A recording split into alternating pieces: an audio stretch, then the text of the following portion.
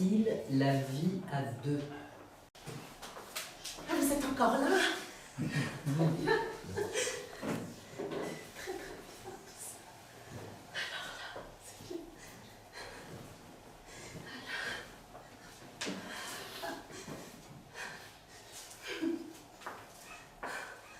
Oh ben, je préfère le dire à tout le monde ici, plutôt qu'à la police. Après, je serai soulagée. Il y avait trop de sang. Au début, ça allait encore, il y en avait un peu, bien sûr, mais c'était supportable. Ensuite, il s'est mis à couler un gros bouillon. Impossible de l'arrêter. Il y en avait sur les murs, sur les vitres. Il y en avait sur mes affaires, sur les draps, et même par terre. Mais j'aime pas tellement le sang. Ça me dégoûterait plutôt.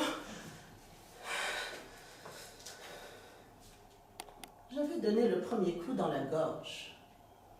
Oh. C'était pas mortel. La carotide était intacte. Enfin, il était bien entamé. Il s'est mis à gargouiller et à vomir en poussant des sortes de râles comme ça. Alors, j'ai donné un second coup. Et la lame est entrée dans l'œil. Je l'ai entendu qui grinçait contre l'os. Mais c'était pas calculé. Un hasard. Il s'est mis à hurler pour que tout le monde vienne. Mais je l'ai supplié. Pour qu'il se taise. Je voulais l'essuyer. Je voulais le soigner. Je le serrais très fort contre moi.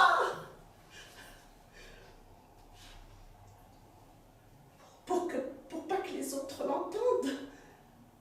Après tout, cette histoire ne regardait que nous, n'est-ce pas?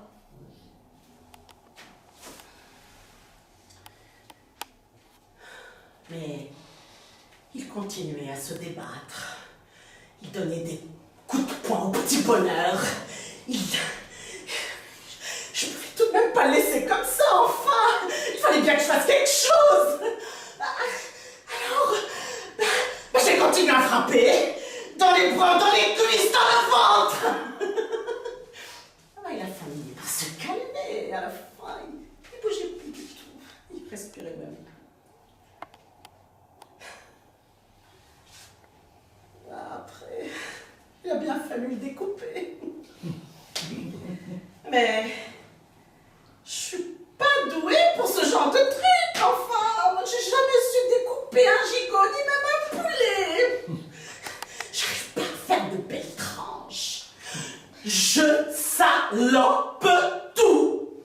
Voilà. Ah. D'ailleurs, il me le répétait souvent. Lorsque j'ai réussi à détacher la tête, on aurait dit qu'il était creux à l'intérieur. Comme une poupée. Enfin, une poupée pleine de sang, bien sûr. J'ai épongé pour que ça ne coule pas chez les voisins. Après tout, cette histoire ne regardait que nous, n'est-ce pas? J'ai vidé 6 cuvettes dans l'évier. Et pourtant, il y en avait encore plein par terre. Je pataugeais dedans. Et ça collait partout. Oh. Je sais. Mais je sais que ça peut vous paraître affreux. Mais enfin, il faut se mettre à ma place. J'en avais marre de l'avoir toujours à l'intérieur. Toujours à me dicter ses ordres, parce que c'était toujours lui qui commandait. Au lit comme ailleurs.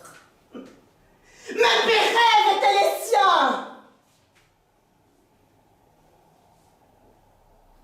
Il m'obligeait à me raser le matin, à fumer ses cigarettes et à pisser debout.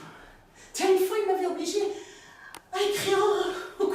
cœur en signant Albert. Et lorsqu'on allait au cinéma, il me forçait toujours à m'asseoir à côté d'une fille pour que je la touche. Ça lui faisait des trucs, ça l'excitait. Oh.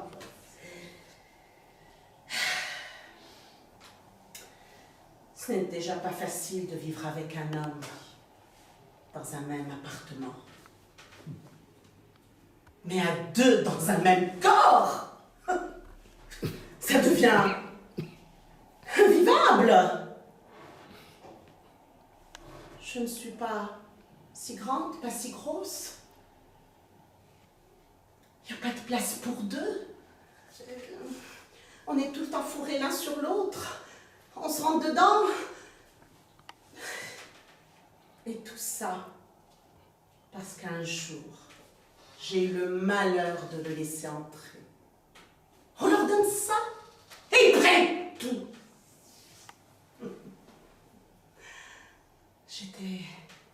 J'étais possédée, complètement possédée, ou non, plutôt dépossédée. Jetée de ma peau, virée.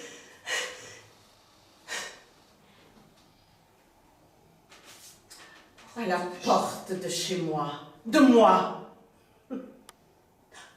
Ah mais, je ne regrette pas de l'avoir saigné, ça pas du tout. C'était même de la légitime défense.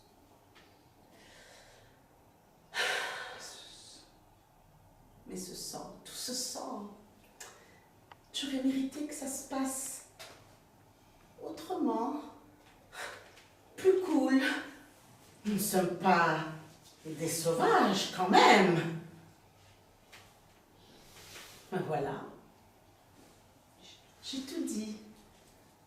Alors maintenant, je me sens beaucoup mieux. Tant pis si on me gronde. Je vais enfin, maintenant, me sentir une femme, une vraie femme, comme toutes les autres. Je vais pouvoir revivre normalement, rencontrer un homme. Ah, et attention, cette fois, je m'y prendrai autrement.